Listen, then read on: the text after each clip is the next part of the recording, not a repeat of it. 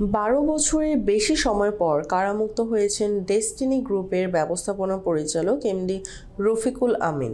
গতকাল বুধবার সন্ধ্যা 6টা 10 মিনিটে তিনি কেরানীগঞ্জের রাজেন্দ্রপুরে ঢাকা কেন্দ্রীয় কারাগার থেকে বের হন। বিস্তারিত ডেস্ক রিপোর্টে। ঢাকার বিশেষ জজ আদালত 4-এর বিচারক মোহাম্মদ রবিউল আলমের রায়ে ডেস্টিনি ট্রি প্ল্যান্টেশন লিমিটেডের গাছ বিক্রির টাকা আত্মসাতের মামলায় রফিকুল আমিন সহ 19 জনকে 12 বছর করে কারাদণ্ড দেন আদালত। তবে রফিকুল আমিন গত 12 বছর ধরে কারাগারে আছেন।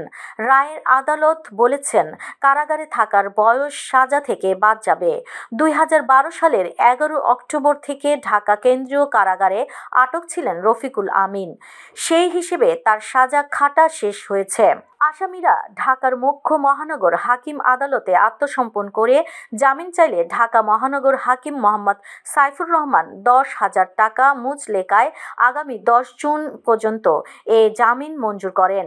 আদালত থেকে আগামী 6 মাসের মধ্যে জরিমানার অর্থ রাষ্ট্রীয় কোষাগারে জমা দেওয়ার নির্দেশ দেওয়া হয়েছে এবং জমা প্রদানে ব্যর্থ হলে ঢাকা জেলা প্রশাসককে ওই জরিমানার টাকা উত্তোলনে প্রয়োজনীয় ব্যবস্থা গ্রহণের নির্দেশ প্রদান করা হয়।